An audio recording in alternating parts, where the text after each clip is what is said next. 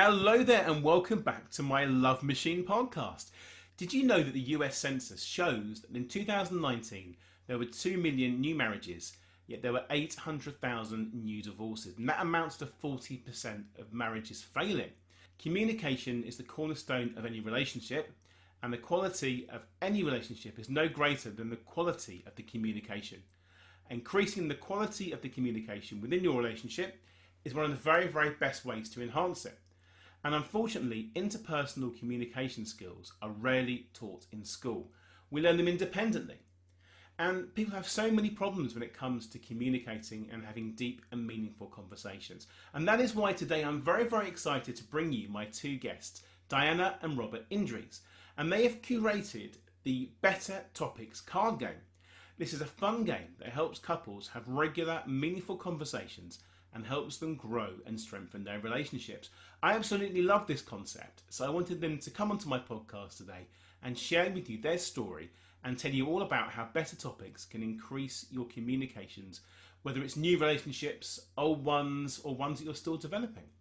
They are on a mission to help 1 million families enjoy more love and connection, and they've started a Kickstarter campaign to ask those people that believe in their mission to support it. So, Diana and Robert, welcome to my podcast. Thank you so much for having us. Absolute pleasure. Can you tell my listeners, please, a bit about yourselves? What is your story and what brings you here today? I think we ourselves are a bit fascinated that we've found each other. You know, we have very similar morals and beliefs. We did have some differences, and interestingly enough, we did use communication, to get past those.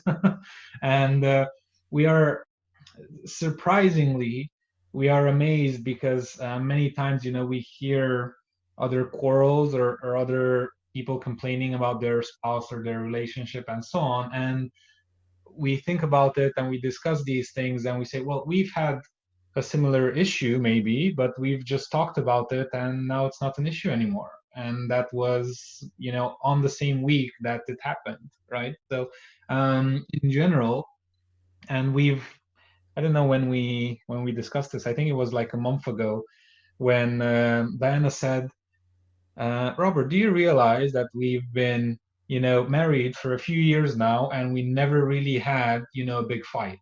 We've never had a terrible fight, with yelling or whatever. We Whenever we had a problem, we would just discuss it. And we feel that this is missing in many relationships and many other families. And I think that we wanted to make a change, and it all spun from Diana's desire to do something different, to do something that she's passionate about. When did we talk about that? Like 2 years ago or one and a half About years two ago? years ago, yes. Yeah, yeah. Also, as Robert mentioned as well, most of the conflict that there is in couples is because they feel frustrated, and this frustration just ends up, brewing and then exploding at some point, which obviously ends up with a massive fight. And then most often the other partner didn't even realize there was a problem because, the partner that got upset never mentioned anything. Whereas I think this is a big plus in our relationship, that whenever any of us does something and we don't like it, we call out each other on that and we discuss it. This Mm. is the main thing. It's not just like, oh, don't do that because I hate it. I don't like that because, and then your partner is more likely to actually stop doing that or actually start doing whatever you want them to do.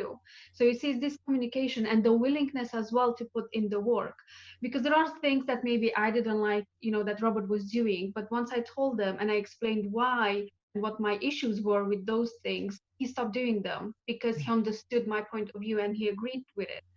If there were some things that he didn't agree to, we actually collaborated and we negotiated, okay, how can we do this in a way that I'm comfortable with it and he is as well. So it's this back and forth which we mostly see in business but not as much in families, and I think we should put this in families and in couples especially, Mm. because we need this conversation between partners and, to agree, because at the end of the day, once you are in a relationship with someone is because, you're going towards the same goal together rather than parallel, if that makes sense. It does. That's very, very good information there, because people forget that there's two of them and they've got their own thoughts and they're not fighting each other. Your job is to grow together along your journey. And you might have things you disagree on, and you might have things that frustrate you. But if you don't discuss them, the other person isn't going to know that they're an issue at all. In my marriage, I never had arguments either. Nothing ever happened. For years and years and years, everything went smoothly. And then we had children. And when children come along, arguments happen all the time because you get tired and you get frustrated.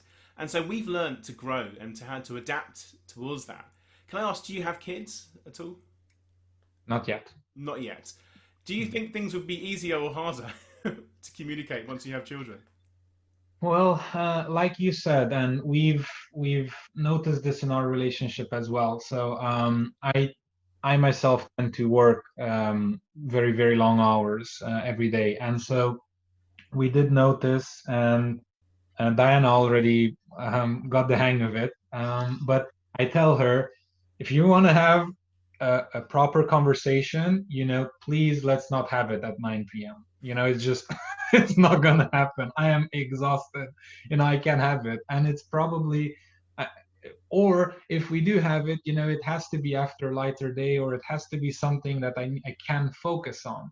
But the thing is, when like, let's say I wake up at 5 a.m., I work until 7 p.m., I already have 11, 12 hours of work put in for that one day.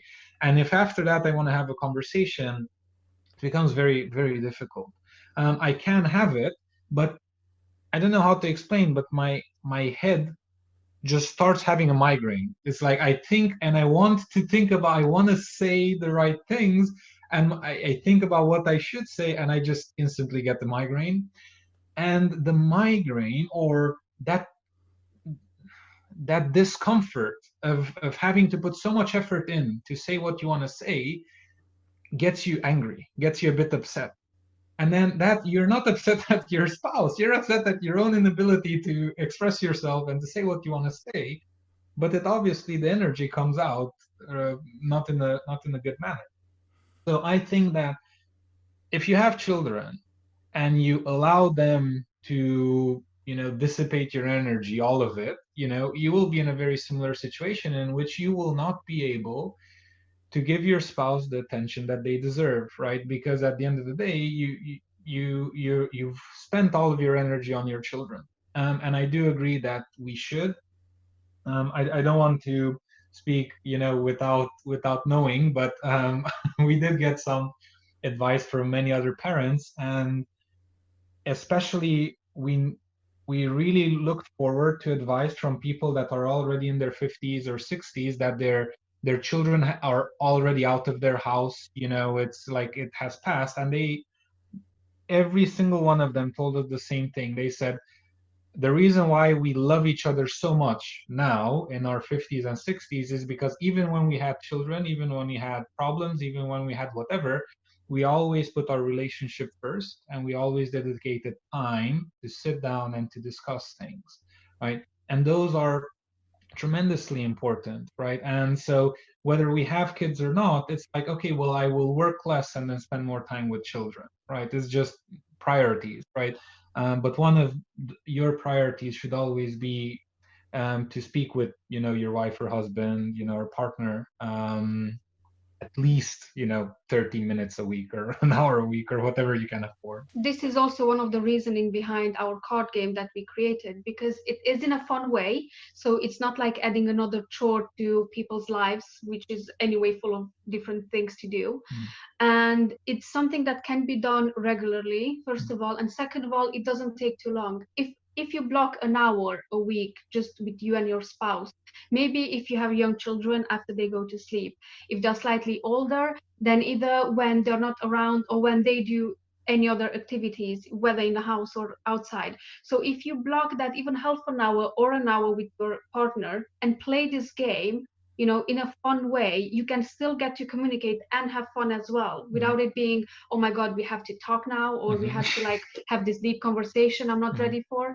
Whereas if it's done in a game-like manner, and we see this in children as well, you see, children learn a lot better when they are playing.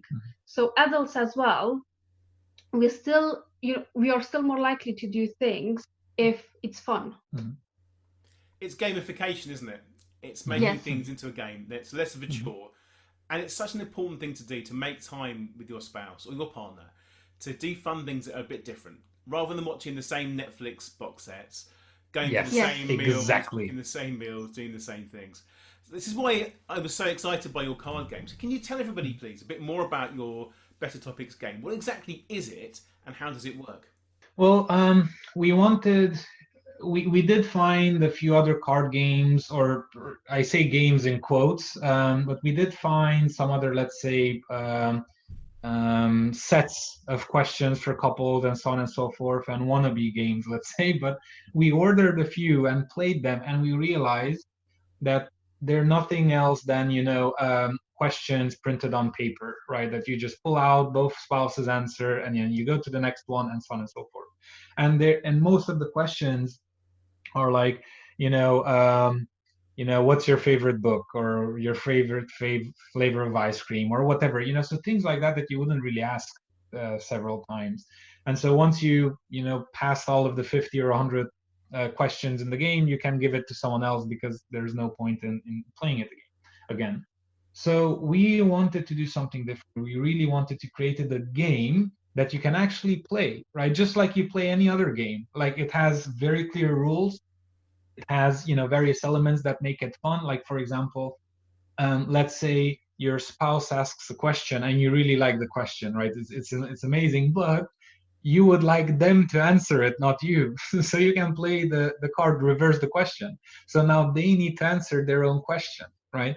And it's just this back and forth that you keep having with your spouse or with your partner, that can literally be played in a strategic way, because the moment you do not have any more cards in your hand, you win one round, right, in the game. And you can play as many rounds as you want.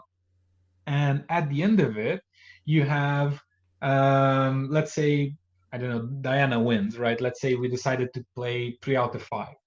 So at the end of it, if you play the game until the end strategically, because again, there are so many little, tricks and things that you can do, just like in any other game, right? Whether you play Uno or something else, there are ways in which you can, win or, lose at it. So let's say Diana wins 3 out of 5. Then what happens is that we have a totally separate deck that is our rewards deck. It is included within the base game. But from the rewards deck, the base game has 22 rewards that you can choose from, right? So these range from various different things, like, for example, I get breakfast in bed next or this Sunday, right? Or I get a 20-minute foot massage tonight, or, things of that nature. And you can, pull cards out of the rewards deck and choose a reward that you want this week, from your spouse. And it makes people really look forward to it. We have some friends playing it already, and we play it for months now. And I think one of the most important parts of it is that it takes away the guesswork. It takes away the part that is complicated, because if your spouse comes to you and says, James, we need to talk, it already doesn't sound right? Even if it's from a good when the text comes through or the emails comes through, I need to talk to you, or a long message comes yes, through. exactly. It's not going to be a good day, is it? Exactly. So it's like you don't look forward to it. However, this game, you do not need to think of the questions. You do not need to think of having the conversation. The game already does that for you. And so literally you can have questions like, what's one time last week that you needed me most, right? Or what's something we could do next week, to show more love towards each other, right? Or things of that nature. And these types of questions you can just keep asking, over and over again every single week. And that's how we wanted to create it. It's not something that you just play once. You can play it once or twice every single week, and it will still be relevant. Also, there are different questions, as he mentioned, and there are some questions that are more difficult to answer, especially if in a couple, for example, they're not used to sharing things, that they're not used to talking like this. So what people can actually do is take out the difficult questions out of the pack, because there are over 54 questions in it anyway. They can put those aside, and then they can play with the easier and more fun questions, and then they can reintroduce them step by step at a later date if they want to. That's a good idea, because I was thinking some people might find it hard to start playing the game. They might find them antagonistic or an excuse to have a go at their partner rather than to be supportive. What advice would you give somebody? For example, maybe you're getting to get a card and it asks them, what could they have done for you last week that they could have done better?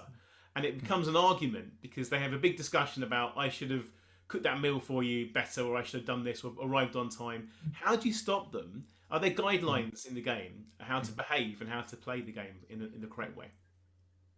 Not definitely outlined as such guidelines, like don't shout at each other or stuff. It's just common sense, I would guess, to actually have a conversation.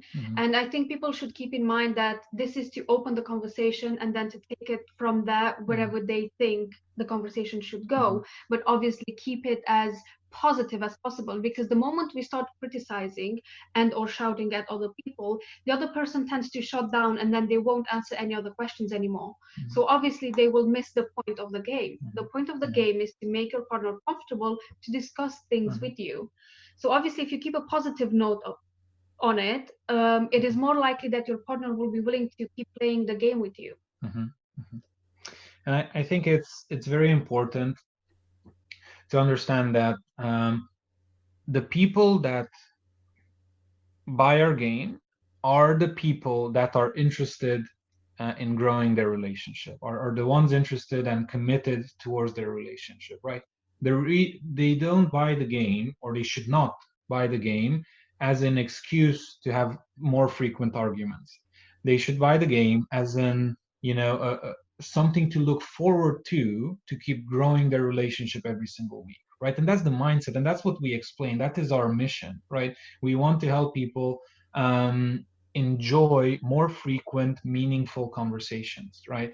And the moment you have that, you notice that you can literally put each other in different states, right? And you have a very high impact on the other person, right? Because they love you and you love them. So anything you say and do will impact them significantly. So if I ask, for example, if I ask Diana, what's something that I could have done differently last week, that you would have preferred I do differently, she will, and she should say something that she truly believes, I could do better. But if I cannot ask that question if I'm going to be defensive about it. It's common sense, right? It defeats the purpose. I need to open up. And if I am not willing to open up to the person that I theoretically want to be with for the rest of my life, why did I go into the relationship in the first place, right? They should be my best friend. They should be someone I can speak with. And so I need to ask the question and be the spouse or be the partner that I need to be in order to handle the feedback that I get, right? Because I am going to receive feedback. And again, as Diana said, if you do not want to have those types of questions within the card game, before you actually start, you can take a look at all of the, both spouses can take a look at all of the questions and just remove whatever, they feel will be uncomfortable. And we also added 6 custom cards into the base deck that you can write your own questions, or you can create your own rewards, or whatever you want to do, right? Your custom cards that you can do whatever you want with. And there are 6 of them. If you need more, you can order more. But basically, you can make the game your own and make it as fun and as enjoyable as you want it to. Again, the purpose is to sit down and give undivided attention to your partner, and then have those conversations that help you grow as a relationship. I love that. I think you're right. The sort of person that's going to play this game in the first place isn't someone that's going to sit there just for the sake of having an argument.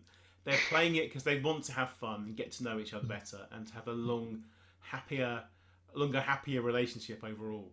So I love that. Are you planning on having extension packs at some point? Maybe seasonal ones or extra ones they can buy in the future?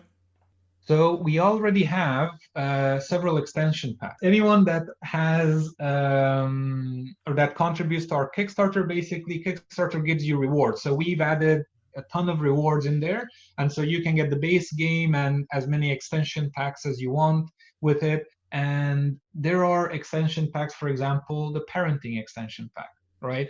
So the parenting extension pack, and you can add, and you can, mix and match these. So if you, let's say you have all of the extensions, you can literally put all of the questions into one big pile and you can keep asking them every single week. This will never get old, right? So for example, one extension pack, or in the parenting extension pack, one question is, what is an important life lesson you're going to teach our children this week? Right? Very meaningful questions that you can ask, right? Or what is something very funny, our children have done this week, right? It literally puts you in that point of sharing, of discussing, of this is what we would like to do, or this is what happened, and again, if you're very tired, it's harder to have these. But if you have the game to help you and to prompt you with all of these questions, it becomes infinitely easier because it's you get to have that conversation, that very meaningful conversation, and all of the chore part of it gets removed completely. Also, I would just like to emphasize again, we do try to keep the questions as positive and direct them towards a positive answer. So what is the best thing that happened, or when did you need me? So this is like more neutral in a way. We try to steer away from negative ones because those might actually spark up some arguments, which obviously we don't want people to have. I think you're right. The language you use is so important when it comes to having these type of conversations. I teach a lot of my dating coaching clients the same thing, that you've got to be very, very careful what comes out of your mouth, because the slightest little thing could be taken the wrong way, interpreted as an argument or being defensive or being rude. And your job is to support your partner and to get to know them. And I think this game is fantastic. Now, with Kickstarter, you've set the game up on there and you're getting people to come on there and they can... How does that actually work with Kickstarter? For those that don't know, what is the process on there and how could they get involved in your game? So Kickstarter's mission is to help creators put their mission, vision, and product out there, right? So whenever you invent something, like we've invented this game, it allows you, it gives you a platform to show it to the world. And if the world likes it, they can pledge. So what happens, let's say our base game is 20 quid with worldwide shipping included, doesn't matter where it literally gets delivered to your house, in 2 boxes, its box and then another box to protect the first one. So it's literally, we handle all of the logistics, like we literally deliver everything to your house. But even if, like, let's say you get the base game or any other, you can get as many extension packs and so on. But let's say you pledge £20. The moment you pledge £20, you input your card details, but no money is taken from you whatsoever. It is a pledge, and the money will only be taken at the end of the campaign. And so this helps us as creators, because instead of us going to the printing shop and saying, could you please print, 50 of these or 100 of these, because we don't have any orders, we're just pre-buying them. They'll say, yeah, sure, I'll create the entire box and game and whatever. It's going to be 50 quid each. Or you can start a quick Kickstarter and you can have hundreds or thousands of orders, right? Everyone pledges, and the moment the campaign is finished, you literally have, black and white, okay, well, 1,000 people have ordered our game, and that allows us to go to the manufacturers and say, we have 1,000 orders, right? We need 1,000 of these. And now all of a sudden, instead of it being, 15 quid each box, it's maybe 9 quid each box or whatever. It's like half that much. So it allows us to produce much more and actually turn this into something that we can keep doing, right? Because the idea of a Kickstarter is to launch the idea, is to launch the mission, right? So anyone that goes there, if they like our mission or the product, they can support us by getting their own little game, and they can obviously have the link to share it with as many other people as they want to. Otherwise said, it's working like a pre-order platform, basically, where you can pre-order the either the base deck, or if you want extensions as well, or later on, if we have enough pledges, we will work on an app as well. So people will be able to have it at some point on their phone, not necessarily just the physical cards. That would be really useful to have the app as well. How has the support been for you guys so far with the Kickstarter? So far, the support the feedback and the support has been amazing and humbling. We've had over 100 people from all over the world. We've literally met our initial funding goal. So the project is 100% funded in terms of the first 500 decks will be printed at the beginning of July. So now our goal is how Kickstarter works is you can have a small initial goal. That's like the minimum requirement to see the project be brought to life. And then after that, you have stretch goals. So on the stretch goals, our first stretch goal is to create, for example, the digital version of it. So what that helps is, let's say one of the spouses has a job or both have a job, or they're not literally in the same place. They can't just, dedicate maybe half an hour today or an hour today to have the conversation. The app will allow you to play the exact same game asynchronously. So you have your cards, your questions that you can choose from. You can ask one of them. Your spouse gets a notification, hey, James asked you a question. You can go in, you see the question, and you can answer it via text or voice or a video, and then they get the answer. You can also obviously play the modifier cards, reverse the question or anything else you want to do. So the fun elements are still in there. And what happens is the game also has the option of storing all of those. So you can keep asking each other questions every day, up to 3 questions every day, and you can just keep doing that. And whenever you want, you can go back to the app and see a history of all of the amazing conversations you have had with your spouse, all of the voice messages, answers, all of the texts, all of the pictures, every single thing will be there. And it allows us, the digital version allows us to do so many other things, like, for example, weekly couple challenges, in which each one of you gets a secret challenge to show your love and affection to the other every single week. Right? And you have 3 random challenges that are assigned to you every week, and you can choose one of them. And you choose one, and you do that challenge for your spouse. They get to do the same, and so on. And you get points in rewards. You can then use your points to get more extension decks, and do other things. It's just our vision is so much bigger than just the first base game, and that's why Kickstarter allows us to go out to the world and say, could you please help us? Do you like the project? If you do, pledge, please get your own little game, and that will help us build so much more on top of it. You're going to be able to help so many people. This is amazing. All these couples out there that need this, and they need a bit of the support and a bit of assistance to get these conversations happening. Because the very first step of this is admitting that they have a question or a problem to discuss, and when they do, they can get on with it. So many people bottle these things up, and they resent the other person for not reading their minds, as it were. And that's actually one of my tips. I'm going to be giving our listeners a few top tips now. And I'll let your thoughts on them afterwards, if that's okay. These are my 6 tips for better communications with couples, whether you're just starting out or whether you've been together for 20, 30 years. Now, some of these we've covered already in our conversation, but they're still really, really important to go over them. Now, number 1 is to find the right time to talk. If your partner comes home from work and slams the door and they're angry and they're tired, that's not the best time to share your displeasure about the dirty dishes they left in the sink that morning. So pick a time when you're both calm and there's no distractions. My second tip for you is to be clear and assertive. It's unfair and unproductive to expect others to read your mind. Be bold enough to be open. Your happiness is as much your responsibility as it is anyone else's. Let your partner know how they can fulfill your needs. If something's bothering you, then please do share that information with them. Otherwise, there's no way of knowing. The next thing, number 3, after you speak, listen. It's not just about you getting your point across. You also have the responsibility to listen to them. You might learn something absolutely invaluable. Have you ever learned anything while you're speaking? Tip number 4, let go of the past. Everybody makes mistakes. Harping on about the past only stirs up old wounds and causes arguments. Keep your attention on today and the future. The past is in the past. You've already had the conversation 100 times. The next time you do it will have the same result. Unless, of course, perhaps you ask the question in a different way through the Better Topics card game.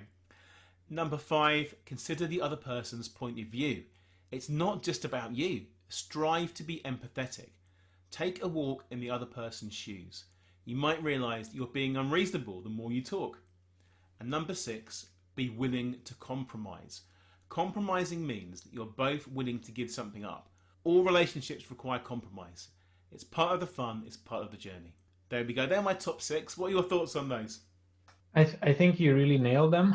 I think good answer. I think if anyone listening today, if they truly follow those 6 tips that you've just laid out, they should be, in the top 5% of the best communicators in their relationships, worldwide, because so many people, do not do those. It's it's crazy how many times people start discussions when their partner is literally not ready.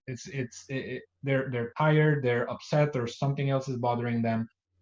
At that point, you need to be the partner that they need you to be, the supporting partner that says, "Oh, I see you've had a rough day." Even if you have something important to tell them, something that you're displeased with, right? You need to swallow that for a second and say, I see you've had a rough day. Is there anything I can do to help, right? And that, more often than not, will help them open up, because they will see you're there to support them. You're not there to fight them. They've already probably been on 5 fights at work or otherwise during the day, in traffic or whatever. They don't need you to fight with them. They need you to love them. They need you to support them. And I think these 6 steps really do help in that direction. I would also like to mention that people need to be intentional about wanting to keep their relationship and improve it, because relationships in a couple, like any other relationships, they either die out slowly or they get better. There isn't a pause button for them. So we have to be intentional in improving the relationship and working again together, because we are together in a relationship towards a common goal, rather than on parallel roads. I'm going this way, you're going that way. And people would need to understand that they are not just one person in that relationship. It's about 2 people, one relationship at least. So obviously they need to be intentional about making it better. If they cannot every day, that's understandable, things get in the way, but to put time aside to focus on this as well, because it is important.